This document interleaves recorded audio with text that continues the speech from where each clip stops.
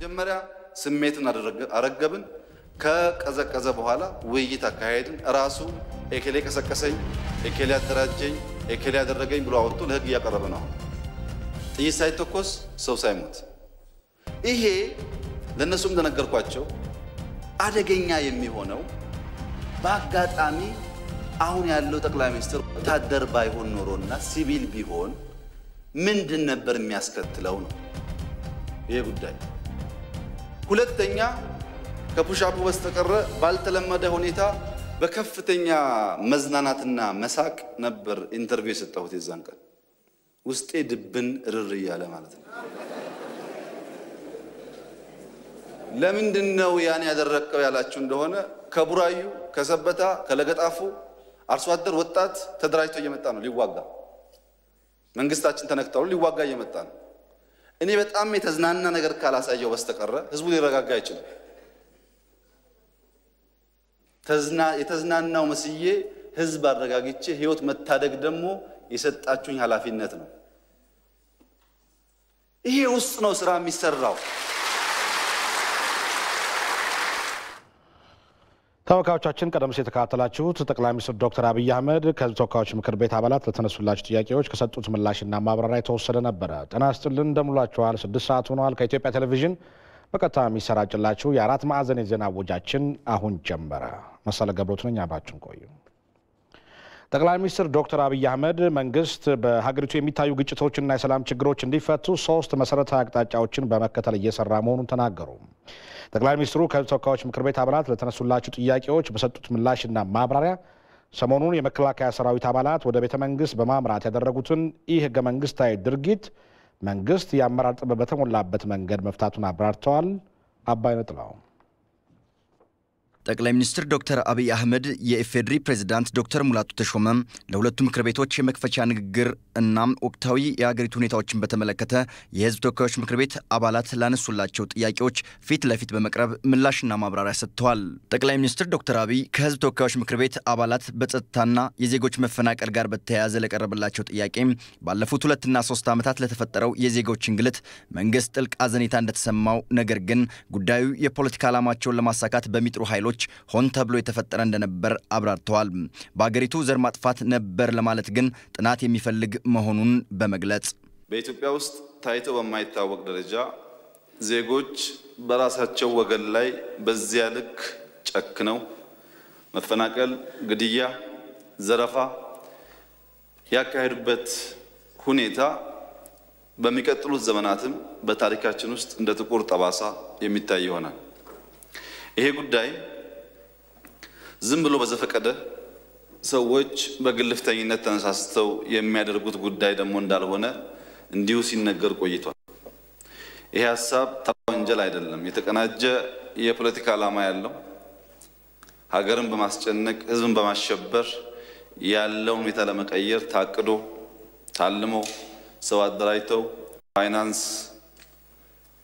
በመደገፍ ሲሰራ የቆየ ተግባር ይሄን የኢትዮጵያ ህዝብ እና መንግስት ሁኔታውን ተረድተው በተቻለ መጠን እንዳይስፋፋና እንዲገታ ሰፊ ጥረት ማድረጋቸው ይታወቃል ይሁንና ይሄንን ጉዳይ ከፖለቲካል ሞቲቬሽን ተነስቶ የሚሰራ አደገኛ ወንጀል ከሚል በላይ ወደ ዘር ማጥፋት ሐሳብ መውሰዱ ጠቃሚ ነው ብዬ አላስብም ምክንያቱም የዘር ማጥቃት የሚለው ሐሳብ በራሱ ከምክር ቤት አባላት እና ከመንግስት ከፍተኛ የሥራ ኃላፊዎች አፍ ውስጥ ከመውጣቱ በፊት ጉዳይ መለከታቸው ሙያተኞች ሰብአዊ ዝርዝር ጥናት ማካሄድ ይኖርባቸዋል ጥቃቱ እውነት ነው መንግስት ከለውጥ ጋር በተያያዘ ዜጎችን ለጥፋት የዳረጉ አካላትን ተጠያቂ ለማድረግና ግጭቶችን ለማስቆም 3 መሰረታዊ አቅጣጫዎች አስቀምጦ ሲሰራ መቆየቱንም ተናግረዋል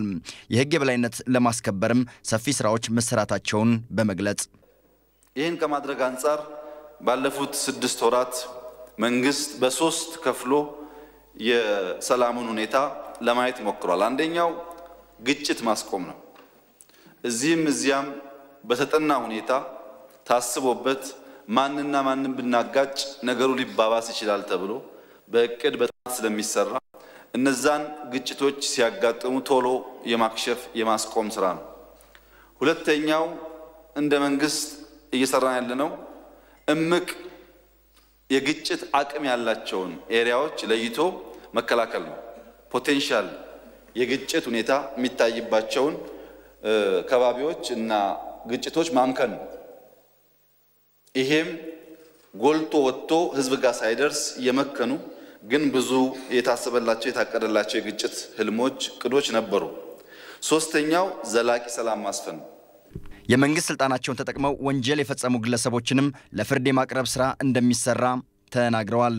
አንድ አቶ ከበደ የሚባል ሰው ወንጀል ሰርቷል ብለን በምንናገረው ልክ አቶ ከበደን ፍርድ ቤት ለማቅረብ የሚያስችል ማስረጃ ማቅረብ ቀላል አልነበረም። አንደኛ አቶ ከበደ ስልጡን ወንጀለኛ በመሆናቸው፣ ሁለተኛ አቶ ከበደን የሚመረምረው ኃይል ፕሮፌሽናል ስራውን ከምንም ነገር መቀላቀል ውጭ ለመስራት ብቃትም ዝግጁነትም ስላልነበረ፣ ስለዚህ የሚያመጣው መረጃ አቶ ከበደ ፍርድ ቤት ቀርቦ ማግስቱ እንዲፈቱ የሚያስችል ሊሆን ይችላል። ይሄን የማጥራት ስራ ተቋሙንም እየፈተሹ ስለሚሰራ ጊዜ ወስዷል። የሆነ ሆኖ ከጥቂት ምናልባት ከሳምንት በኋላ ይሄ ጉዳይ ለህዝብ ይፋ ይሆናል። እስካሁን ለምን ዘገየ ለሚለው ጥያቄ ቅድም ባልኩት ምክንያት ማጥራት ስላለብን የምንወስደው እርምጃ በስሜትና በመገፋፋት መሆን ስለሌለበት የኢትዮጵያን አንድነት የህዝቦችን አንድነት አንዱ ባንዱ ላይ ያለው መተማመን በሚያጠፋ መንገድ ሊመራ አይገባውም የሚል ጽኑ መስላለን። ባለፈው ወር በአዲስ አበባ ወጣቶች በጅምላ ታስረዋል በሚል ለቀረበላቸው ጥያቄም አዲስ አበባን ለማተራመስ ከፍተኛ ገንዘብ በማፍሰስ የሚሰሩ ኃይሎች የነበሩ መሆኑን በመግለጽ ያለ አግባብ የታሰሩ ወጣቶች ቢኖርም እንኳን ለአጠቃላይ ለውጡ የከፈሉት መስዋዕትነት አድርገው ሊመለከቱት እንደሚገባ ነው የተናገሩት። መታሰብ ያለበት ቁም ነገር የተያዙ ሰዎች ሁሉም ወንጀለኛ ናቸው፣ አንድም ሰው ወንጀል የሌለበት የለም፣ አጣርተን ነው የያዝነው የሚል ትምክህት የለኝም። ምክንያቱም ያለንን ሲስተም እናውቀዋለን። ያለን ሲስተም አጥርቶ የመያዝ ብቃቱ የደከመ ብቻ ሳይሆን ልምዱም አናሳ ስለሆነ ደምሮ የሆኑ ሰዎች ይዞ ሊሆን ይችላል። እነዛ ሰዎች መጥተው ካነጋገሩኝና መረጃ ካገኘው በኋላ ታንጀብል የሆነ የተረጋገጠ ማስረጃ ያለባቸው ሰዎች ለፍርድ እንዲቀርቡ፣ አብዛኛው ግን ሳያቅ በስሜት ትናንሽ ብር ወስዶ የተቀላቀለው ደግሞ የተወሰነ ስልጠና ተሰጥቶት እንዲለቀቅ ነበር አቅጣጫ የተቀመጠው። በዚህ ሂደት ውስጥ የተጎዱ ወጣቶች ካላግባብ የታሰሩ ወጣቶች 10 100 50 ካሉ የለውጥ አካል አድርገው ማሰብ አለባቸው። ከሰሞኑን ወደ ቤተ መንግስት በማምራት ከርሳቸው ጋር ካልተወያየን በሚል የሄዱ የመከላከያ ሰራዊት አባላት ጉዳይም ምንም አይነት ሚዛናዊነት ያልነበረው ለውጥን የሚጻረር ህገ መንግስቱን የጣሰ ድርጊት ቢሆንም በተገቢው የአመራር ጥበብ የተፈታ እንደነበር አብራርተዋል። መጀመሪያ ስሜትን አረገብን፣ ከቀዘቀዘ በኋላ ውይይት አካሄድን። ራሱ ኤኬሌ ቀሰቀሰኝ፣ ኤኬሌ አደራጀኝ፣ ኤኬሌ ያደረገኝ ብሎ አወጥቶ ለህግ እያቀረበ ነው። ጥይት ሳይተኮስ ሰው ሳይሞት ይሄ ለነሱም እንደነገርኳቸው አደገኛ የሚሆነው በአጋጣሚ አሁን ያለው ጠቅላይ ሚኒስትር ወታደር ባይሆን ኖሮና ሲቪል ቢሆን ምንድን ነበር የሚያስከትለው ነው ይሄ ጉዳይ። ሁለተኛ ከፑሻፑ በስተቀረ ባልተለመደ ሁኔታ በከፍተኛ መዝናናትና መሳቅ ነበር ኢንተርቪው የሰጠሁት። የዛን ቀን ውስጤ ድብን ርር እያለ ማለት ነው። ለምንድነው ያን ያደረከው ያላችሁ እንደሆነ ከቡራዩ ከሰበታ ከለገጣፉ አርሶ አደር ወጣት ተደራጅቶ እየመጣ ነው ሊዋጋ። መንግስታችን ተነክተው ሊዋጋ እየመጣ ነው። እኔ በጣም የተዝናና ነገር ካላሳየው በስተቀረ ህዝቡ ሊረጋጋ አይችልም። የተዝናናው መስዬ ህዝብ አረጋግጬ ህይወት መታደግ ደግሞ የሰጣችሁኝ ኃላፊነት ነው። ይሄ ውስጥ ነው ስራ የሚሰራው።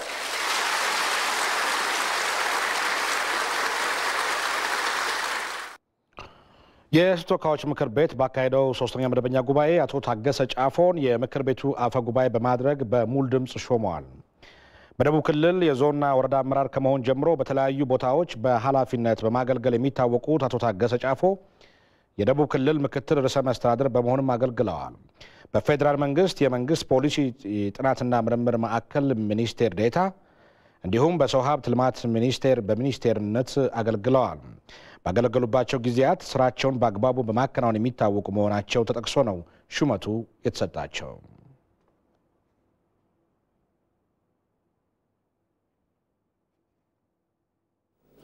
እኔ አቶ ታደሰ ጫፎ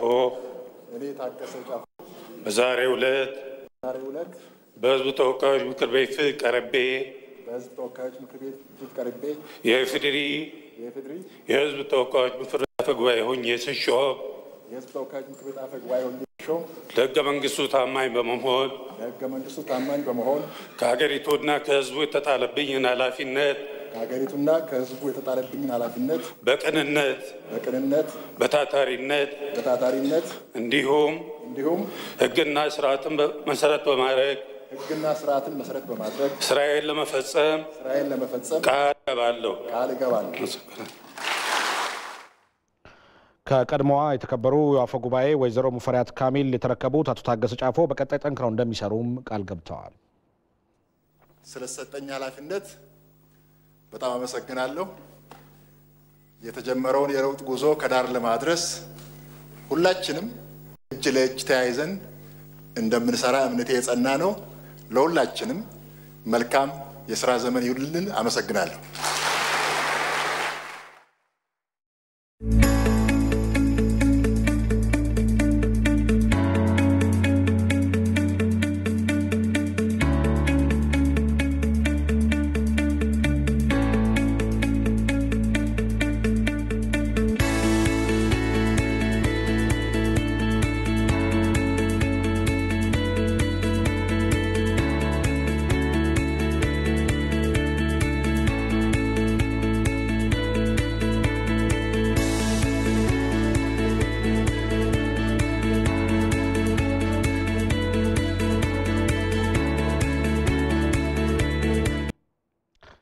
እንግዲህ ተመልካቾቻችን ዛሬ ጠቅላይ ሚኒስትር ዶክተር አብይ አህመድ ባለፈው መስከረም 28 ፕሬዚዳንት ዶክተር ሙላቱ ባቀረቡት የመንግስት አቋም ላይና ከተወካዮች ምክር ቤት አባላት ለቀረቡላቸው ጥያቄዎች ምላሽ ሰጥተዋል። የፓርላማውን ስብሰባ የተካተለችው ባልደረባችን መቅደስ ጥላሁን መረጃ ለሰጠን እዚያ አጠገቤ ትገኛለች።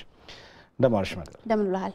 እንግዲህ ያው በቀጥታም ስርጭት ነበረ ብዙ ነገሮች ጠቅላይ ሚኒስትሩ አንስተዋልና በዋነኝነት ዋና ጉዳዮች ብለሽ የምታነሳቸው ነገሮች ምንድነው? መልካም አመሰግናለሁ። እንግዲህ በዋናነት ከህዝብ ተወካዮች ምክር ቤት አባላት ከተነሱ ጥያቄዎች መካከል ትኩረታቸውን ያደረጉት የህግ የበላይነት ማስከበር ላይ እንዲሁም የሰራተኛው የደሞዝ ጭማሪንና ማህበራዊ ሚዲያ እንዲሁም የግሉ መገናኛ ብዙሃን በተለይም የመንግስት አሉታዊ የሆኑ መረጃዎችን ከማሰራጨት ጋር ተያይዞ ያለውን ነገር በቀጣይነት መንግስት እንዴት ይፈታዋል፣ እንዲሁም ሁለተኛው የእድገትና ትራንስፎርሜሽን እቅድ 3 ዓመታትን አሳልፏል። ግምገማውም የሚያሳየው ደግሞ ያን ያክል እየተሰራ እንዳልሆነና በቀጣዮቹ ባሉት 2 ዓመታት ውስጥ ምን ያህል ተፈጻሚ ማድረግ ይቻላል የሚለውን እንዲሁም ከድንበር ጋር የተያዙ ግጭቶችን መንግስት በቀጣይ እንዴት ሊፈታቸው አስቧል በሚሉ ጉዳዮች ላይ በዋናነት ከህዝብ ተወካዮች ምክር ቤት አባላት የተነሱ ጥያቄዎች እነዚህ መሰረት ያደረጉ ናቸው።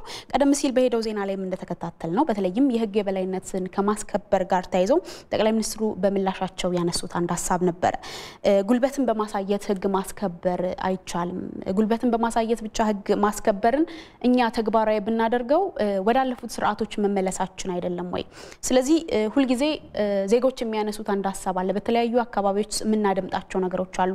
መንግስት ውሳኔ እየሰጠ እያሰረ እየቀጣ አይደለም የሚሉ ነገሮች ይሰማሉ። ነገር ግን የህግ የበላይነትን ለማስከበር የግድ ጉልበትን መጠቀም የለብንም። አስረን ከምናጣራ አጣርቶ ማሰር ውስጥ ለመግባት በመናደርገው ጥረት ውስጥ ነው።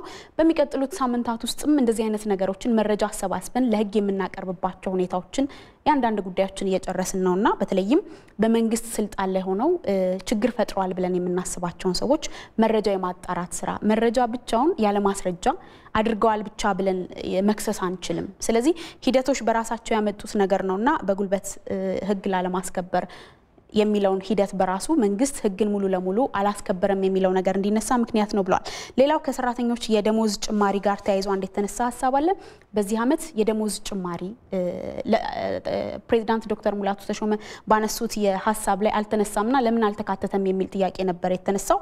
የደሞዝ ጭማሪዎች አይኖሩም። ምክንያቱ ደግሞ የበጀት ጫናው በተለይም በተለያዩ ሀገሪቱ አካባቢዎች አሁን እየተፈጠሩ ያሉ መፈናቀሎች በራሳቸው የመንግስትን በጀት ጨርሰው የመንግስት የመንግስትን በጀት ወደ ሌላ አቅጣጫ እንዲያዞር አድርገውታልና ለሰራተኛ ደሞዝ መጨመር አስቸጋሪ ነው።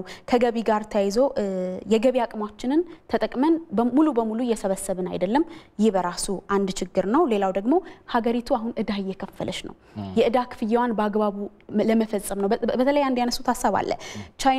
ከቻይና ጋር ባለን ግንኙነት እዳችንን መክፈል ሲኖርብን በረጅም ጊዜ መክፈል የምንችልበትን ሁኔታ እስከማመቻቸት ደርሰናል።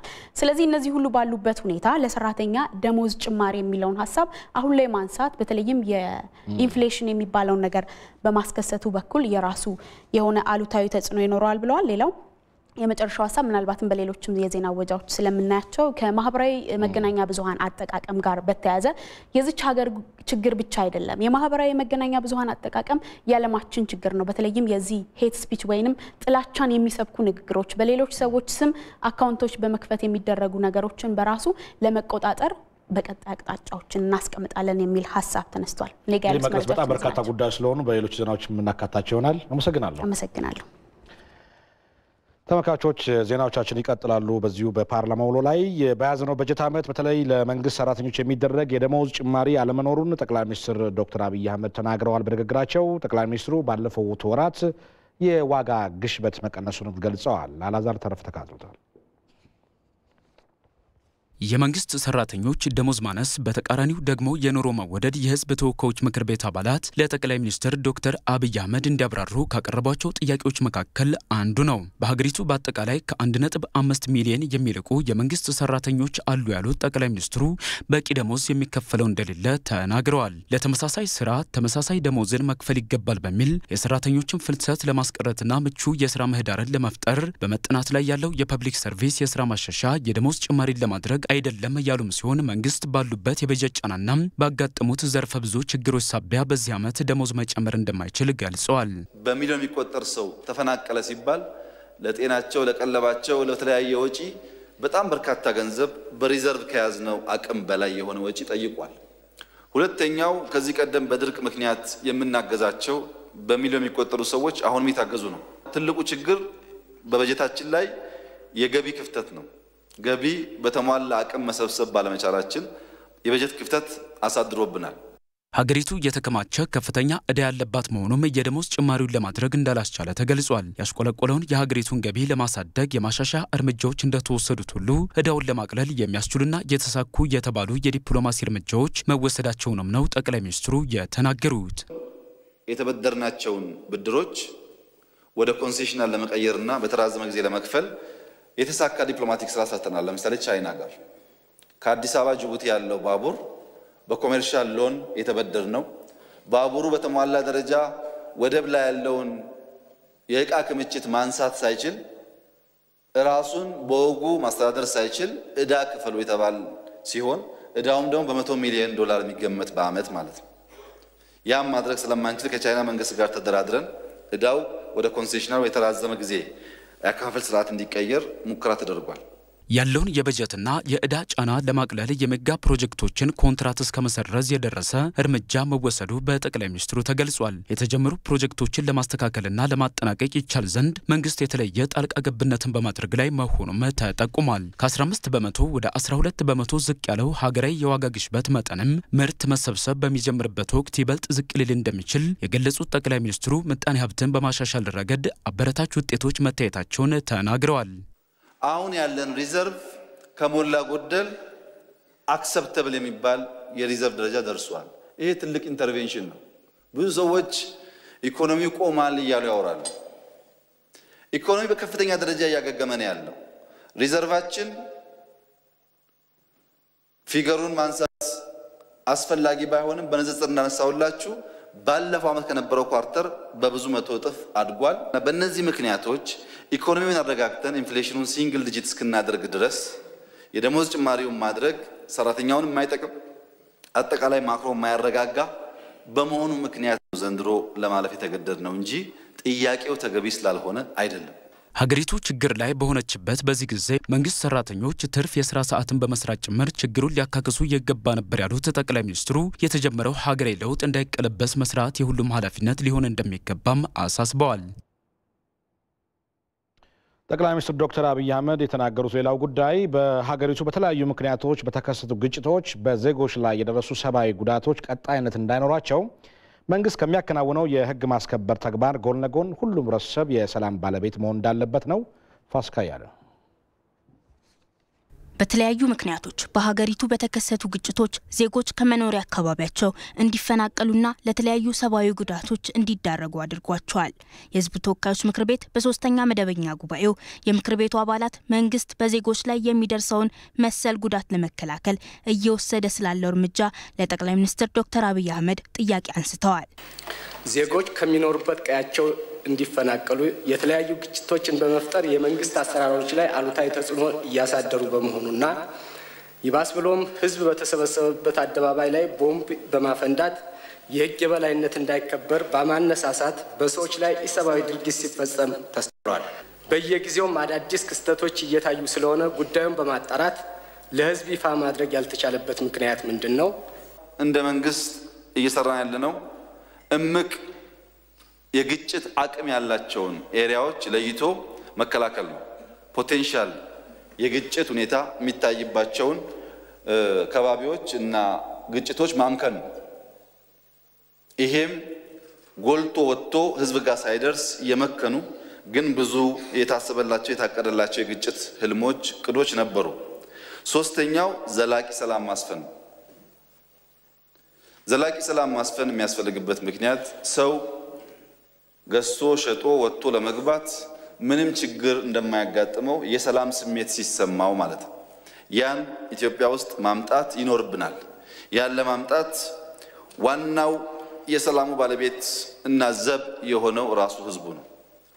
እንዲሁም ዲያስፖራው ወደ ሀገር ውስጥ ገብቶ መዋለ ንዋዩን እንዲያፈስ የተፈጠረው ምቹ ሁኔታና የሜጋ ፕሮጀክቶች በታቀደላቸው ጊዜ አለመጠናቀቅ በምክር ቤቱ አባላት የተነሱ ጥያቄዎች ናቸው። ጠቅላይ ሚኒስትሩ ለነዚህ ጥያቄዎችም ማብራሪያ ሰጥተዋል። ሁለተኛው የእድገትና ትራንስፎርሜሽን እቅድ ላይ የተቀመጡ ግቦች በተለይ በመሰረተ ልማት ዘርፍ በፌደራል መንገዶች ባለስልጣን በ2011 በጀት ዓመት በእቅድ የተያዙ መንገዶች በበጀት እጥረት ምክንያት እንደማይሰሩ የ2011 በጀት ባጸደቅንበት ወቅት ተገልጾልናል። በመሆኑም በቀሪ 2 ዓመታት ውስጥ የሁለተኛውን እድገትና ትራንስፎርሜሽን የእቅድ ግቦች ማሳካት የምንችለው በምን አግባብ እንደሆነ ማብራሪያ ቢሰጥ አመሰግናለሁ። የጀመርናቸው ሜጋ ፕሮጀክቶች ባለመጠናቀቃቸው ከአንድ ሀገር ተበድረን ኢንዱስትሪያል ፓርክ ወይም ሱካር ፋብሪካ ስንጀምር በዚህ ጊዜ ውስጥ ጨርሰን እዚያ ምርት በሚገኝ ገቢ ዕዳ እንከፍላለን የሚል ታሳቢ ተወስዶ ነው። ይሁንና ፕሮጀክቱ ስለማያልቅ ዕዳ አይከፍልም ብቻ ሳይሆን ተጨማሪ ገንዘብ ይበላል። በመቆየቱ ለሰራተኛ ረኒንግ ኮስት ተጨማሪ ሀብት ይጠይቃል። ይሄን እንዳቅጣጫ የወሰድነው በተቻለ ፍጥነት ያለንን ገንዘብ ሰብስበን የጀመርናቸውን ፕሮጀክቶች የህዳሴ ግድብን ጨምሮ በተለየ ኢንተርቬንሽን ማስተካከልና መጨረስ ነው። ብዙዎቹን ያስመረቅን ነው። ይቀጥላል። በሚቀጥሉ ሳምንታትም የሚመረቁና እንደዚሁ የሚያልቁ ይኖራሉ። ፈጣንና ምቹ ሁኔታዎችን በመፍጠር ወደ ተጨባጭ ስራ በማስገባት በኩል በአገልግሎት ሰጪ ተቋማት ውስጥ የሚገኘው የአሰራር ማነቆና የሰራተኛው የአገልግሎት አሰጣጥ አሰልቺና ምቹ ካለመሆኑ የተነሳ ለዲያስፖራው ማህበረሰብ ፈጥኖ ወደ ተጨባጭ ስራ ለመግባት እንቅፋት እንዳይሆንባቸው ችግሩን በመፍታትና ቀልጣፋ አሰራሮችን በመዘርጋት በኩል የታሰበ ነገር ካለ ተጨማሪ ማብራሪያ ቢሰጥበት። በውጭ ጉዳይ ሚኒስቴር ስር የተፈጠረው ዲያስፖራ ኤጀንሲ ዋነኛ ስራው ከውጭ ሳይመጡ ቨርቹዋሊ ፍላጎታቸውን ሊያለሙበት ሊሰሩበት የፈለጉትን ነገር አሳውቀው ያን ካመጡ በኋላ በቀለጠፈ መንገድ ሰርቪስ እንዲያገኙ ለማድረግ ለማስቻል እሱም ተቋቁሞ 100% የተሟላ ላይሆን ይችላል። መሸከም አለባቸው። ዲያስፖራ አገር ማገዝ ይፈልጋሉ። ከፍተኛ ቁጭት አለባቸው። ያን ተጠቅመን ተጋግዘን አብረን ማደግ ይኖርብናል። አገልግሎት መስጠቱን ደግሞ ሁላችንም መለማመድ ይኖርብናል። ማገልገል የሚል ነገር ክብር መሆኑን ማሰብ ለሁላችን አስፈላጊ ነው በሚል በሌላ በኩል ደግሞ ሴቶች ወደ ስልጣን በሚመጡበት ወቅት በሚያከናውኗቸው ተግባራት መገምገም እንዳለባቸው ጠቅላይ ሚኒስትር ዶክተር አብይ አህመድ ገልጸዋል። የሴቶችን ኢኮኖሚ አቅም የምናሳድገውም ጠንካራ ሀገርን ለመፍጠር ሲባል ነው ብለዋል። ሜሮን በረዳ የኢፌድሪ ህዝብ ተወካዮች ምክር ቤት ባካሄደው መደበኛ ስብሰባ የሴቶች ጉዳይ ትኩረት ከተሰጠባቸው አጀንዳዎች መካከል አንዱ ነው። በስብሰባውም የሴቶች ጉዳይ ከወጣቶች ተመሳሳይ ትኩረት እየተሰጠው እንዳልሆነና የሴቶችን ማህበራዊና ኢኮኖሚያዊ አቅም ለማሳደግ አስፈላጊ ትኩረት መሰጠት እንዳለበት ጥያቄ ተነስቷል። ሴቶች ድርሻቸውን በብቃት መወጣት ሲችሉ የፖለቲካ ምህዳሩ ሌሎች ጥያቄዎቻቸውን መፍታት ይችላል ያሉት ጠቅላይ ሚኒስትር ዶክተር አብይ አህመድ የሴቶችን የኢኮኖሚያዊ አቅም የምናረጋግጠውም ጠንካራ ሀገርን ለመፍጠር ስንል ነው ብለዋል። በየደረጃው ከላይ ጀምሮ ድርሻቸውን በብቃት እያረጋገጡ ከሄዱ ፖለቲካል ፓወሩ ሌሎች ጥያቄዎቻቸውን እየመለሰ ይሄዳል። ኢኮኖሚ በሚመለከት ግን ሴት የኢትዮጵያ ግማሽ አካል ብቻ አይደለችም። እንደዛ መታሰብ የለበትም። የኢትዮጵያ ፖፑሌሽን 65% ታዳጊ ነው ብለናል። ሴት በራሷ ግማሽ ናት። ያን ታዳጊ ደግሞ የምትሸከም ናት። አንዱ ችግር ደግሞ እናቶች ልጆቻቸው 25ም 30ም ሲሞሉ አንዳንዴ አግብተውም ያደጉ አይመስላቸውም። ሁሌ ልጄ ይላሉ። አንዳንድ እናት ያገባ ልጇንም ጭምር ስለምትንከባከብ በ50% የሚገደብ ጉዳይ አይደለም። ከዛ ያለፈ ጫና አለባቸው። በደህንነት ውስጥ አፈር ግጠው እንጨት ፈልጠው አገር ተሸክመው ስለሚሄዱ ለነዚህ አቴንሽን መስጠት በተለይ ወንዶች ለራሳችን አቴንሽን መስጠት አድርገን ማሰብ ይኖርናል። ይሄ ጉዳይ ለሴት ተብሎ የሚሰራ ሳይሆን ጠንካራ ሀገር ለመፍጠር ተብሎ የሚሰራ ጉዳይ እንደሆነ ማሰብ። ሴቶች የሚጠቀሙት በጀቶቻችን ፕሮፖር ሲሆኑ ደሃ ተኮር ሲሆኑ ልማት የመጣ እንደሆነ እና ልጆቻቸው ስራ ከያዙ ተጠቀሙ ማለት ነው። ሴቶች ወደ ስልጣን በሚመጡበት አግባብም ህብረተሰቡ በጾታ ሳይሆን በሚያከናውኗቸው ተግባራት ላይ በመመስረት የሴቶችን የመቻል አቅም አምኖ መቀበል እንዳለበትም ገልጸዋል። ከሹመቱ ጋርም ተያይዞ ሴቶች የማይችሉ እንደው ለተዋጽኦና ለድጋፍ ብሎ የገቡ አድርገው የሚያስቡ ሰዎች አሉ። ስህተት ነው። ምንም እንኳን የካቢኔ ምርጫው በነበረው ባልቀደም ባነሳሁት ምክንያት የራሱ የሆነ ውስንነት ያለው ቢሆንም ያመጣናቸው ሴቶች ዝም ብለን ከመንገድ ያነሳናቸው ሳይሆኑ የተማሩ ሲያስተምሩ የነበሩ በተለያየ ደረጃ የመሩ ብቃት ያላቸው እድል ቢሰጣቸው ውጤት የሚያመጡ መሆኑን በደንብ ታምኖበት ነው። ሌላው ግን የሚታየው በተግባር ነው። ወንድ ሴት በመሆኑ ሳይሆን ሁሉም በስራው በተግባር ወደፊት ታይቶ በእናንተ ቁጥጥር እና ኢቫሉዌሽን ግምገማችሁ ይሆናል ማን ምን ሰራ የሚለው። አሁን ከወዲሁ ግን ሴት ከሆነ እንደዚህ ነው ወንድ ከሆነ እንደዚህ የሚለው ጉዳይ አሳሳቢ መሆን ያለበት አይመስለኝም። ጠቅላይ ሚኒስትሩ በሰጡት ማብራሪያ በቀጣይ ጊዜያት ሴቶችን የማብቃት ጉዳይ ተጠናክሮ ይቀጥላል ብለዋል።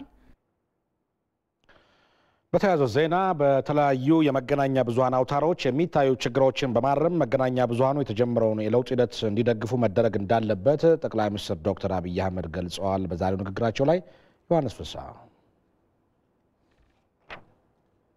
ለጠቅላይ ሚኒስትር ዶክተር አብይ አህመድ ከምክር ቤት አባላት ከተነሱ ጥያቄዎች መካከል የተለያዩ መገናኛ ብዙሃንና ማህበራዊ ትስስር ገጾችን የተመለከተ ጥያቄ ተጠቃሽ ነው። ጠቅላይ ሚኒስትሩም በሰጡት ማብራሪያም በግሉም ይሁን በመንግስት መገናኛ ብዙሃን ሙያዊ ስነ ምግባርን ጠብቆ በመስራት ረገድ የሚታዩ ጉድለቶች መኖራቸውን ጠቅላይ ሚኒስትሩ ገልጸዋል።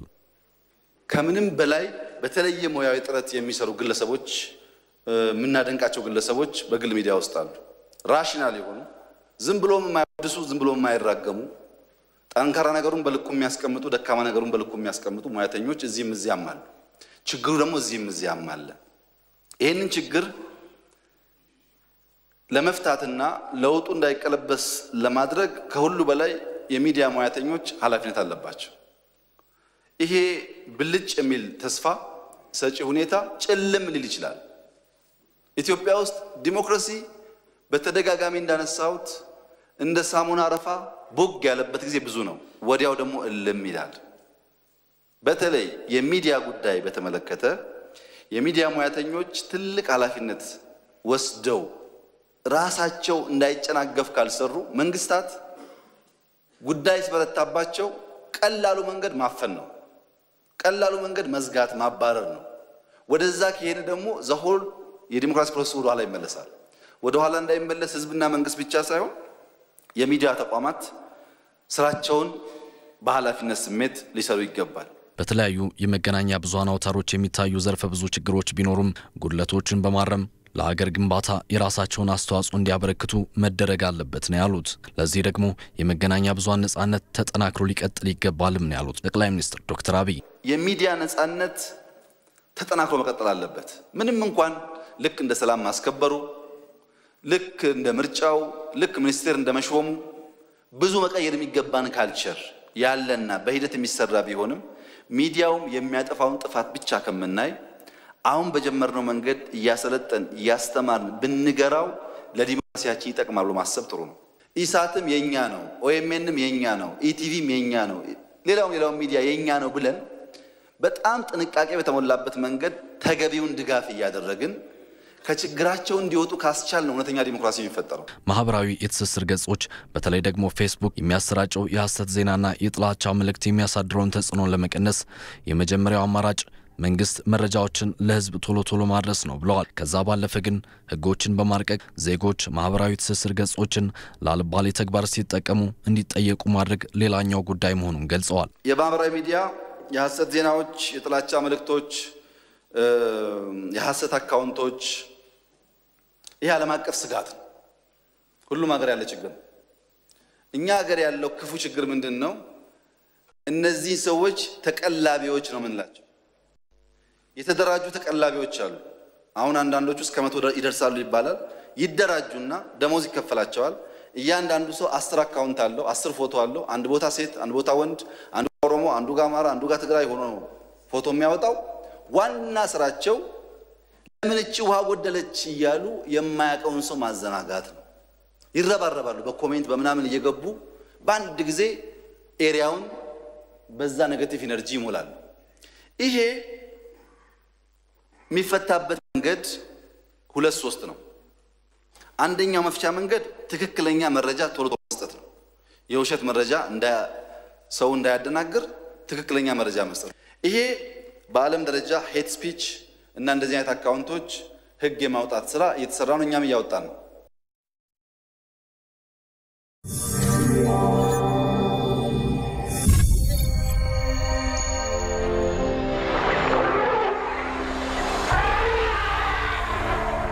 ከምስራቁ አቅጣጫ የዝሆኖች የድረሱልኝ ጥሪና የስቃይ ድምጽ ይሰማል።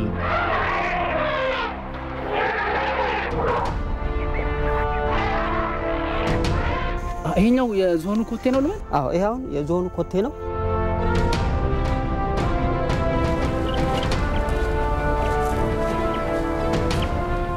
ያው እዛ ጋር ይታያል።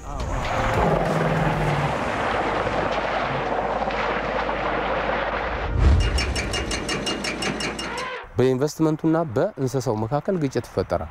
በዚህ ግጭት ደግሞ አሸናፊው ሰው ነው።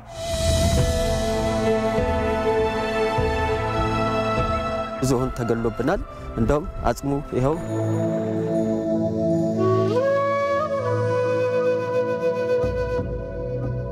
ሀያ 30 ዓመት ያስቆጠሩ የግራር ዛፎች በአንድ መጥረቢያ እንዳልነበሩ ሲሆኑ በጣም የሚያስለቅስ ነገር ነው ያለው። 90% ተቃጥሎ አንድ ፓርክ ነው ብለህ ለመቀመጥም ይከብዳል።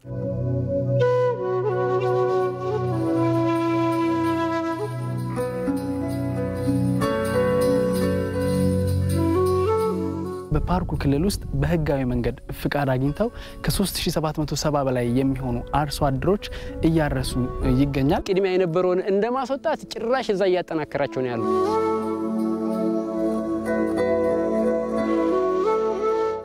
ብዙ ጮህን በዚህ ዙሪያ ላይ ብዙ ተብሏል። መፍትሄ ግን ይፈልጋል።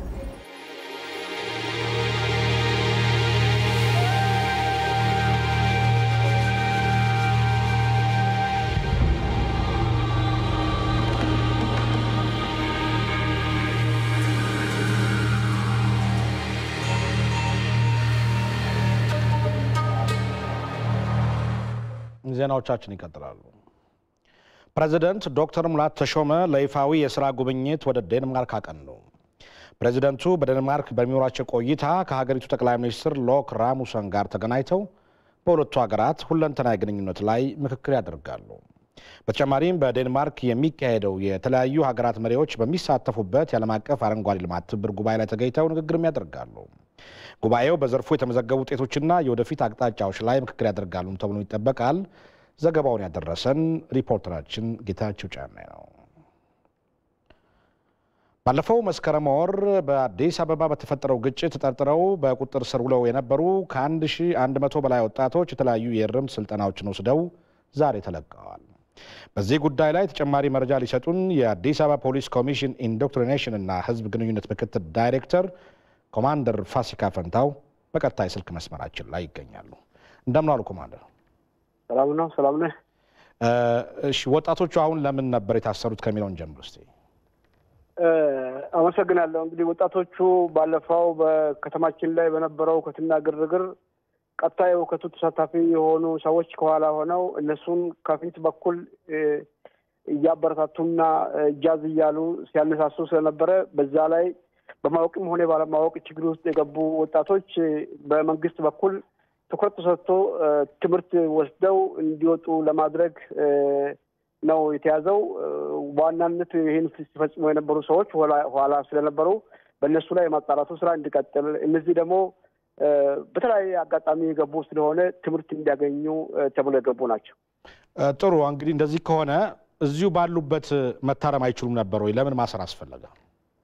አዎ፣ እዛ ባሉበት ያልተመቻቹ ሁኔታዎች ስለነበሩ 1204 ሰው አስረህ እሱን ከሱ ጋር በፍርድ ቤት ጉዳዩ በክርክር እንትን ከማለት ይልቅ በአንድ ቦታ ተሰባስቦ አመቺ በሆነ ቦታ ላይ ሁሉ ነገር ተሟልቶላቸው ትምህርትና ስልጠና ቢሰጣቸው በበለጠ በጥሩ የሆነው እና መልካም የሆነ እዚህ ጋር ሊሆኑ ይችላሉ የሚል እምነት ስላለ ወደ አንድ ቦታ ተሰባስበው በቂ የሆነ አስተማሪ ተመድቦላቸው በተለይ በህገ መንግስት ላይ በህግ የበላይነት ላይ በሀገር ግንባታ ላይ ወጣቶቹ ሚና በሚሉ በሶስት ዋና ዋና ርዕሶች ላይ በቂ የሆነ ስልጠና ተሰጣቸው።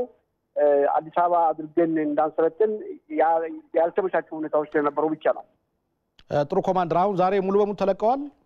አዎ፣ ዛሬ እንግዲህ ከ1204 ተይዞ ከነበሩት መካከል 30ዎቹ ቀደም ሲል በተለያየ ምክንያት ማህበራዊ ችግር ስለነበረባቸው ያንን ችግር ለቅርብ አለቆቻቸው እዛው ለሚያስተምሩ አሰልጣኞቹ ተናግረው በበላይ ኃላፊዎቻችን ጭምር ውሳኔ ተሰጥተው 30ዎቹ ሲለቀቁ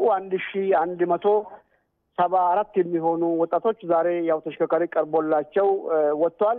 የአዲስ አበባ ከተማ አስተዳደር ሰራተኛና ማህበራዊ ጉዳይ ቢሮ ኃላፊው በተገኙበት እንግዲህ አቶ ዘውዴ ቀጸላ ማለት ነው በጣም ደስ ብሏቸው እንደው እኛ ብቻ አይደለንም ሌሎች ወጣቶች በተለያየ ምክንያት በዚህ አይነት መልኩ የግንዛቤ እጥረት ያለባቸው ትምህርትና ስልጠና ሊወስዱ ይገባል። ይሄ ትምህርት በእኛ ብቻ ሊወሰድ እንደውም አይገባም፣ እስከ ታች ድረስ ሄዶ ለእያንዳንዱ ሰው ይሄ ትምህርት ሊሰጣቸው ነው የሚገባው ብለው በጣም ደስ ብሏቸው ተደስቶ ነው እንግዲህ እና ሁሉም ሰው ዛሬ ተለቋል ማለት ነው። እናመሰግናለን ኮማንደር ፋሲካ ለሰጡን ማብራሪያ። ኢትዮጵያ ለአፍሪካ ቀንድ ሰላምና የኢኮኖሚ ውህደት መረጋገጥ ትኩረት ሰጥታ እየሰራች መሆኑን የውጭ ጉዳይ ሚኒስቴር አስታወቀ። የውጭ ጉዳይ ሚኒስቴር ቃል አቀባይ አቶ መለስ ዓለም እንደገለጹት ዶክተር ወርቅነህ ገበየሁ ከኤርትራ አቻቸው ጋር በሞቃዲሾ ያደረጉት ጉብኝትም የዚሁ መርህ አንድ አካል ነው። በዚህ ጉዳይ ተጨማሪ መረጃ ሊሰጠን ባልደረባችን ብሩክ ያሬድ እዚያ አጠገብ ይገኛል። እንደምን ዋልክ ብሩክ? እንደምን ዋልክ?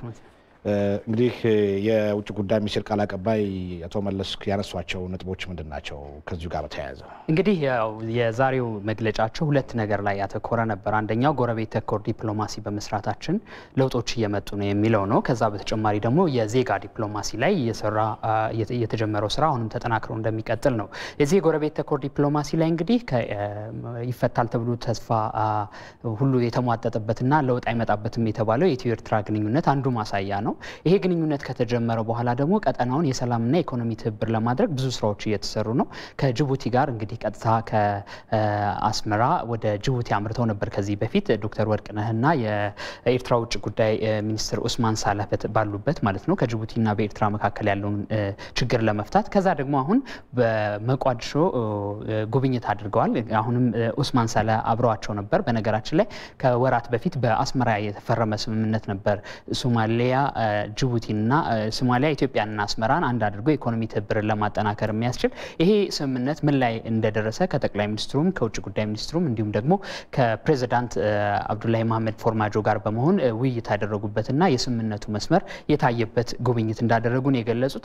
እዚህ በቀጠና ውስጥ ኢትዮጵያ እየተጫወተች ያለው ጠንካራ ሚና ደግሞ ሌሎች ኢትዮጵያን እንዲቃኙና ከኢትዮጵያ ጋር ወዳጅነት ለመመስረት የበለጠ እንዲሰሩ ያደረጋቸው ነው። በዚህ ሳምንት እንኳን ብታይ የጣሊያኑ ጠቅላይ ሚኒስትር ጁሴፔ ኮንቴ መጥተው ነበረ። ከዛ በተጨማሪ ደግሞ እንዲሁ የስሎቫክ ፕሬዚዳንትም እዚሁ ኢትዮጵያ ውስጥ መጥተው ጉብኝት አድርገዋል። ከዛ በተጨማሪ ደግሞ የፖለቲካ ጉዳዮች ምክትል ዋና ጸሐፊ የሆኑት የተባበሩት መንግስታት እዚህ ነበር ቆይታቸውን ያደረጉት።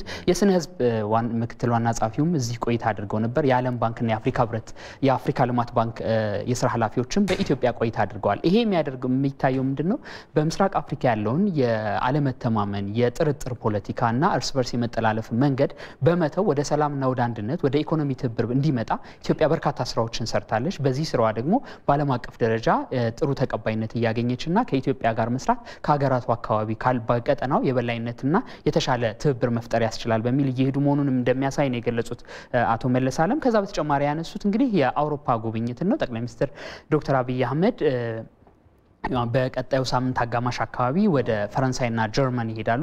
ቀደም ሲል በዜናዎቻችንም ከዚህ በፊት ሰርተን ነበር። የፈረንሳዩ ኢማኑኤል ማክሮንም እንዲሁም የጀርመኗ መራሄተ መንግስት አንጌላ ሜርክልም የጠቅላይ ሚኒስትር ዶክተር አብይ አህመድን የለውጥ ጉዞ በማድነቅ ወደ አብሯቸው እንዲሰሩና ሀገራቸው እንዲጎበኙ ጥሪ አቅርበው ነበር። ከዚህ ጥሪ ጋር በተያያዘ ነው ጉብኝቱ የሚካሄደው። ከዚህ ጉብኝት ግን ዋናው እና ትልቁ ነገር በፍራንክፈርት 25000 ሰዎች ኢትዮጵያውያን የሚገኙበት ልክ እንደ አሜሪካ ያለ አንድ ሆነን እንነሳ ነገን ገንባ የሚል ትልቅ መርህ ያለው ውይይት ወይም ከጠቅላይ ሚኒስትሩ ጋር ቀጥታ ውይይት ይደረጋል። በዚህ በፍራንክፈርቱ መድረክ ከተለያዩ የአውሮፓ ሀገራት የመጡ ኢትዮጵያውያን ተሳትፎ ያደርጋሉ። በቀጥታ ጥያቄን በማንሳት ከጠቅላይ ሚኒስትሩ ጋር ልክ በአሜሪካ እንደነበረው በመድረኮቹ ላይ ውይይት ያደርጋሉ ተብሎ ነው የሚጠበቀው። ይህም እንግዲህ በቀጣዩ ሳምንት የተሳካ እንዲሆን የበርሊን የኢትዮጵያ ኤምባሲና እንዲሁም የፍራንክፈርት ላይ ያለው ቆንስላ በጋራ እየሰሩ እንደሆነና በዚህም ደግሞ በአምባሳደር ብርቱካን አያኖ የሚመራ አካል እዚህም በሀገር ውስጥ ያለውን ስራ እያጠናቀቀ መሆኑን ነው የገለጹት። ይሄ ደግሞ በዚህ ጋር ዲፕሎማሲ ላይ ኢትዮጵያ የጀመረችውና ዲያስፖራው ከ3 ሚሊዮን የሚበልጥ ዲያስፖራ በሀገሩ እንዲሳተፍ እያደረጉ ያሉ ጥረት ማሳያ ነው ተብሎ ነው የተገለጸው። ጥሩ ብሩክ፣ እንግዲህ ለሰጠው ማብራሪያ ክለብ አመሰግናለሁ። እኔም አመሰግናለሁ። የተባበሩት መንግስታት የስነ ህዝብ ፈንድ ይፋ ባደረገው ሪፖርት መሰረት የኢትዮጵያ የውልደት ምጣኔ ከነበረበት ከ7 የወሊድ ምጣኔ ወደ 4 ዝቅ ማለቱን ገልጿል። የ2018ቱ የስነ ህዝብ ሪፖርት በዓለም አቀፍ ደረጃም የወሊድ ምጣኔ መቀነሱን ይፋ አድርጓል። ብሩክ ተስፋዬ። የተባበሩት መንግስታት የስነ ህዝብ ፈንድ የ2018 የስነ ህዝብ ሪፖርትን አስመልክቶ በሰጠው መግለጫ በዓለም አቀፍ ደረጃ የውልደት ምጣኔ መቀነሱን አንስቷል። በተመሳሳይ መልኩ ኢትዮጵያም ለውጥ ካሳዩ የአፍሪካ ሀገራት መካከል አንዷ መሆኗን ጠቅሷል። ኢትዮጵያ የመጀመሪያ ደረጃ የሕክምና ማዕከላትንና የጤና አገልግሎትን ተደራሽ ለማድረግ ያከናወነችው ስራ በአብነት የሚጠቀስ ነው። ይህ ስራ በስነ ተዋልዶ ረገድ የተሰሩ ስራዎች እንዲሻሻሉ ረድቷል። የውልደት ምጣኔው እንዲቀንስም አስችሏል። ስለዚህ ኢትዮጵያ የጤና ማዕከላትና የቤተሰብ እቅድ አገልግሎት መስጫ ማዕከላትን የምታሰፋ ከሆነ በ2025 ለማሳካት ያቀደችውን እውን እንድታደርግ ይረዳታል። ለውልደት ምጣኔው መቀነስ የትምህርት መስፋፋት፣ የጤና ማዕከላት ተደራሽ መሆን አስተዋጽኦ ማበርከታቸውን የገለጹት የተባበሩ መንግስታት የስነ ህዝብ ፈንድ ምክትል ስራ አስፈጻሚ ዳይሬክተር አቶ ደረጀ ወርዶፋ አሁንም ቢሆን ዘመናዊ የወሊድ መቆጣጠሪያ የማያገኙና የማይጠቀሙ ሴቶች መኖር በተለይም ለአፍሪካ ፈተና መሆኑን ተናግረዋል። በማደግ ላይ ባሉ ሀገራት ብቻ 671 ሚሊዮን ሴቶች ዘመናዊ የቤተሰብ እቅድ አገልግሎት መጠቀም ይመርጣሉ። በአፍሪካ ግን 67 ሚሊዮን ሴቶች ብቻ ናቸው ዘመናዊ የቤተሰብ እቅድ አገልግሎት የሚጠቀሙት። 66 ሚሊዮን ሴቶች የቤተሰብ እቅድ አገልግሎት ለመጠቀም እድሉ የላቸውም። በዚህ ምክንያት ታዲያ 214 ሚሊዮን ሴቶች ላልተፈለገ እርግዝና ይጋለጣሉ። የ2018ቱ የስነ ህዝብ ሪፖርት የኢትዮጵያን የወሊድ ምጣኔ ሲያስቀምጥ ከነበረበት 7 የወሊድ ምጣኔ ወደ 4 የወሊድ ምጣኔ መቀነሱን አመላክቷል። በሚኒስትር ማዕረግ የብሔራዊ ፕላን ኮሚሽን ምክትል ኮሚሽነር የሆኑት አቶ ጌታቸው አደም የስነ ህዝብ ፖሊሲውን ወቅቱ ከሚፈልገው የማህበራዊና ኢኮኖሚያዊ ሁኔታ ጋር ተጣጥሞ እንዲሄድ ለማስቻል መታቀዱን አብራርተዋል። የብሔራዊ ፕላን ኮሚሽን 25 ዓመት የሆነውን የሀገሪቱን የስነ ህዝብ ፖሊሲ ግምገማ በማካሄድ አተገባበር ላይ ያሉትን ክፍተቶች በመለየት ፖሊሲው ካለው ነባራዊ ማህበራዊና ኢኮኖሚያዊ ሁኔታ ጋር እንዲጣጣም ያደርጋል። ጥናቱም በማስረጃ ላይ የተመሰረተና ተጨባጭ ሁኔታውን ያገናዘበ ስራዎችን ለመስራት ይረዳል። የስነ ተዋልዶ መብት ምርጫ ለስነ ህዝብ ሽግግር በሚል መሪ ቃል ይፋ በተደረገው ሪፖርት በግለሰብ ደረጃ የሚደረግ ኃላፊነት የተሞላበት የውልደት ምጣኔ የተሻለ ህይወት መኖር የሚችል ትውልድ ለመፍጠር እንደሚያስችል ተገልጿል። በኦሮሚያ ክልል የመስህብ ስፍራዎችን የማስተዋወቁ ስራ ደካማ በመሆኑ ዜጎች በክልሉ ያሉ የቱሪስት መዳረሻዎችን በቀላሉ መጎብኘት እንዳልቻሉ ተናገሩ። የክልሉ የባህልና ቱሪዝም ቢሮ በበኩሉ ችግሩን ለመፍታት የሚያስችል የመስህብ ስፍራዎች መገኛን የሚጠቁም የቱሪዝም ማስተር ፕላን እያዘጋጀው ነው ብሏል። ንብረት የተሆነ ከሰሞኑ በክልል ደረጃ ለቱሪዝም ቀንን ያከበረው የኦሮሚያ ክልል የባህልና ቱሪዝም ቢሮ በበርካታ ሐይቆች በተከበቡት ሻሸመኔና ዝዋይ ከተሞች ቀኑን አክብረዋል። የዘመናዊ ዴሞክራሲ አስተዳደር ምንጭ የገዳ ስርዓት ባለቤት የሆነው የኦሮሚያ ክልል ቀኑን ሲያከብር የሁሉም የክልሉ አካባቢ ባህላዊና ታሪካዊ እሴቶች ለእይታ ቀርበዋል። ሻሸመኔና ዝዋይ የቱሪዝም ቀንን ለማክበር የተገኙ ሰዎች በክልሉ በርካታ ታሪካዊና ተፈጥሯዊ የመስህብ ስፍራዎች ቢገኙም እየተጎበኙ እንዳልሆነ ይናገራሉ። ዜጎች የቱሪስት መስህቦችን ላለመጎብኘታቸው ደግሞ የማስተዋወቁ ስራ ደካማ መሆን ዋና ምክንያት እንደሆነ አስተያየት ሰጪዎች ተናግረዋል። ከፍተኛ ጥረት ያስፈልገናል። ወደ ኋላ ቀርተናል። በዚህ ማስተማር ያለብን ባለሙያዎች መቀመጥ የለባቸውም። ሚዲያ መቀስቀስ አለበት። በየትምህርት ቤቱ ይሄ እንደውም ፕሮግራም ተሰጥቶ ሰው እንዲያውቅ ማድረግ ነው። በተለይ ወጣቶች እንዲያውቁና በጭንቅላታቸው እንዲቀርጹት ማድረግ ነው። ተለምዶ ሆኖ አብዛኛው ማለት አገራችን ውስጥ ያለንን ሀብት የመጠቀም አቅም በጣም አናሳ ነው። የሚገርም ነገር እኛ እዚህ ሆነን ሳናውቀው ከውጭ የመጣው ባለሀብት ወይንም ደግሞ ከውጭ የመጣው ጎብኚው ነው ስለ ሀገራችን ድንቅ ነገር የሚናገረው። ግን እኛ ስለ ሀገራችን ድንቅ መናገር መቻል አለብን። የኦሮሚያ ክልል ምቹ የአየርና የመልካም ምድር አቀማመጥ ባለቤት በህብረ ቀለማት ያሸበረቀ ባህል ፓርኮችና ሐይቆች መገኛ ቢሆንም የመስህብ ስፍራዎችን የማስተዋወቁ ስራ ደካማ መሆኑን የባህልና ቱሪዝም ቢሮም ይጋራል። በሁሉም ሴክተር የሚታየው እንትኖች ደግሞ አሟጣው የመጠቀምና በስትራቴጂ ያለመመራት ችግሮች ይታያሉ። እዛም ዞሮ ግን የተሰሩ ስራዎች አሉ። ለምሳሌ የቱሪዝም ምክር ቤት የሚባል ከታች እስከ ላይ የተደራጀ አሰራር ነበረ፣ ግን ብዙም አልተንቀሳቀሰም። ያ ችግሩ ምንድነው የሚለው ተጣንቶ ከሚመለከተው አካል ጋር በመነጋገር ያ ቱሪዝም ምክር ቤት በትክክል እንዲንቀሳቀስ ማድረጉ አንድ ነገር ነው። አሁን ላይ የመስህብ ስፍራዎችን በቀላሉ ለማስተዋወቅ የሚያስችል አዲስ የቱሪዝም ማስተር ፕላን መዘጋጀቱንም የቢሮ ኃላፊ ተናግረዋል። በአጭር ጊዜ ውስጥ ይፋ እንደሚደረግ የተጠቀሰው የቱሪዝም ማስተር ፕላን አንድ ጎብኚ በክልሉ የሚገኙ የመስህብ ስፍራዎች መገኛን በቀላሉ እንዲያውቅ እንደሚረዳውም ኃላፊው ይናገራሉ። የት ብሄድ ምን አገኛለሁ የሚል ለምሳሌ ወደ ደቡብ ኦሮሚያ ብሄድ ምን አገኛለሁ፣ ወደ ምዕራብ ኦሮሚያ ብሄድ ምን አገኛለሁ የሚል ምስራቅ ኦሮሚያ ላይ ያለው ወይ ደግሞ አማራ ክልል ያለው ወይ ትግራይ ክልል ያለው የትም ደቡብ ያለው ኢትዮጵያዊ ምን አያለው እዛ ብሄድ የሚለውን ከዛ ማስተር ፕላን ማግኘት ይችላል ማለት ነው። በኦሮሚያ ክልል የተጠቀሰው የሀገር ውስጥ ጎብኚዎች ቁጥር አነስተኛ መሆን በሁሉም የሀገሪቱ አካባቢዎች የሚነሳ ችግር ሲሆን ይህም የሀገር ታሪክና እሴትን የሚያውቁ ዜጎች እንዲፈጠሩ ከማድረጉም በላይ ከቱሪዝም ዘርፉ ሊገኝ የሚችለውን ገቢ ዝቅተኛ አድርጎታል። የውጭ ዜና የአፍሪካ ህብረት እየጨመረ ያለውን የሳይበር ጥቃት ለመከላከል አፍሪካውያን በትብብር መስራት እንደሚኖርባቸው ገለጸ። ህብረቱ አህጉሪቱ ችግሩን ለመከላከል እያደረገችው ላለው ጥረት ዓለም አቀፍ ተቋማት ድጋፍ እንዲያደርጉም ጥሪ አቅርበዋል። ሰይፉ ገብረጻድቅ የኢንፎርሜሽን ቴክኖሎጂ የሰው ልጅ ኑሮ ለማቅለል ሁነኛ ሚና እየተጫወተ ቢሆንም በዘርፉ በሙያው በሰለጠኑ ባለሙያዎች የሚፈጸም የሳይበር ጥቃት እየደረሰ ነው።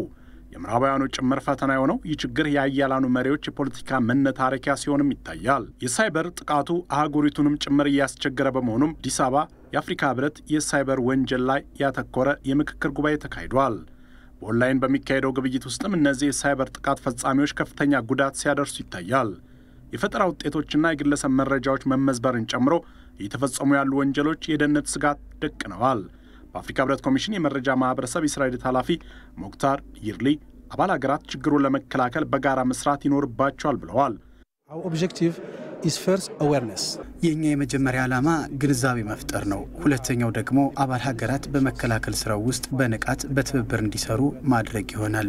የሳይበር ጥቃቱ የህዝብ የግልና የመንግስት ተቋማትን ጭምር እያስቸገረ ሲሆን ባንኮችና ግለሰቦች በየጊዜው የሚያቀርቡት ሪፖርትም የችግሩን ግዝፈት በግልጽ ያመለክታል። አንድ የጸጥታ ተቋም በቅርቡ ያወጣው ሪፖርት እንደሚያሳየው በ5 የአፍሪካ ሀገራት ማለትም በጋና፣ ኬንያ፣ ናይጄሪያ፣ ታንዛኒያና ኡጋንዳ ብቻ ባለፈው የጎርጎሮሳውያኑ 2017 ብቻ በሳይበር ጥቃቱ በድምሩ የ3.5 ቢሊዮን ዶላር ምዝበራ ተፈጽሟል። የህብረቱ የመሰረተ ልማትና የኃይል ኮሚሽነር አማኒ አቡ ዘይድ ለመከላከል ስራው ከዓለም አቀፉ ማህበረሰብ ጋር በትብብር መስራት ወሳኝ መሆኑን ጠቁመዋል። ዛሬ ዓለማችን የተሳሰረችና የተቀራረበች ሆናለች። በተናጠል የሚሆን ነገር ውጤታማ አይሆንም። ለሳይበር ጥቃት መከላከል ገቢራዊ የሚሆን ህግና ስርዓት እንዲሁም ደረጃ አካባቢውና ዓለም አቀፋዊ አብሮነት መሰረት ማድረግ ይኖርበታል። ዓለም አቀፉ ማህበረሰብም ተገቢውን ድጋፍ እንዲያደርግ ጥሪ አቅርበዋል። የአፍሪካ ህብረት በአውሮፓውያኑ 2014 ላይ ነበር የሳይበር ደህንነትና መረጃ መጠበቂያ ስምምነትን ስራ ላይ ያዋለው። ሆኖም ከአባል ሀገራቱ 3ቱ ብቻ እንዳጸደቁት ሲጂቲኤን ዘግቧል። ቡርኪና ፋሶ ከፈረንጆቹ 1983 እስከ 1987 ለ4 ዓመታት ለመሯት ቶማስ ሳንካራ በኦጋዱጉ የመታሰቢያ ሐውልት ልታቆም ነው። ቶማስ ሳንካራ የውጭ ሀገራት ጣልቃ በገቡበት መፈንቅለ መንግስት የተገደሉበት 31ኛ ዓመት ምክንያት በማድረግ ለመታሰቢያው ግንባታ የሚያገለግል የመሰረት ድንጋይ ተቀምጧል። ሰለሞን ገዳ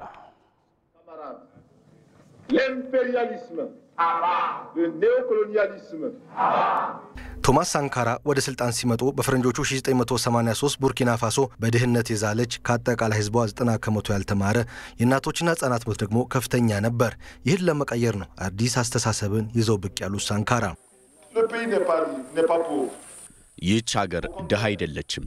በተቃራኒው እኛ ሀብት አለን። ሁሉም የሀገሪቱ ዜጎች መነሳትና መውደቃቸው አብሮነታቸውን የግድ ይላል ያሉት ሳንካራ ለሀገሬ ምን እንደሚያስፈልጋት ህዝቤ እንጂ የውጭ ኃይል ሊነግረኝ አይገባም ማለታቸው የኋላ ኋላ የስልጣን ዘመናቸው እንዲያጥር ስለማድረጉ ይነገራል። ኤርነስት ኦድራጎ በቶማስ ሳንካራ ዘመን የቡርኪና ፋሶ የደህንነት ሚኒስትር ነበሩ።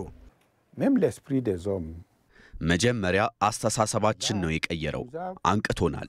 በቅድሚያ እንድንረዳው ያደረገን ጉዳይ ሀገራችን ማንም ከሌላ ስፍራ መጥቶ እንደማይገነባት ነው። እኛንን ሀገራችንን የምንገነባው። ሌላው ደግሞ ከሌሎች በምንም እንደማናንስ ነው ያስገነዘበን። የራስ ብልጽግና ከሀገር አይበልጥም በሚል እንደሚሞግቱ የሚነገርላቸው ቶማስ ሳንካራ በቅርብ ወዳጆቻቸው በውጭ ኃይሎች ጥያቄና ግፊት መገደላቸው ነው የሚነገረው። እርሳቸውን ጨምሮ 13 የቅርብ ረዳቶቻቸውና ወዳጆቻቸው አብሯቸው የተገደሉበት 31ኛ ዓመት ሲዘከር የሀገሪቱ መንግስትና ወዳጆቻቸው የሀገር ባለውለታን ማሰብ የግድ ነው በሚል መርህ የመታሰቢያ ሐውልት ሊያቆሙላቸው የመሰረት ድንጋይ አስቀምጠዋል። የመርሃ ግብሩ አስተባባሪዎች 5 ሜትር የሚረዝም የናስ ሐውልት ሊያቆሙላቸው እንዲሁም ንግግርና ስራዎቻቸው የሚያርፉበት መታሰቢያ አዳራሽ ሊገነቡላቸው ውጥን ይዘዋል። የመርሃ ግብሩ አስተባባሪዎች እንደሚሉት እነርሱ የሚያከናውኑት ስራ አስተሳሰብን ነው መሰረት የሚያደርገው። ስፍራው አስተሳሰብን ለመለወጥ የሚያግዝ ይሆናል። ለሁሉም የዚች ሀገር ዜጎች ሳንካራ ምን ያስብ እንደነበር፣ ምን ሊሆኑ እንደሚገባቸውም እንነግራቸዋለን። እርሱ ከ30 ዓመት በፊት በሁሉም መስኮች ሴቶች ቀዳሚ እንዲሆኑ ይሻ ነበር። ይህ እውን ቢሆን ምን አይነት ሀገር ይኖረን ነበር?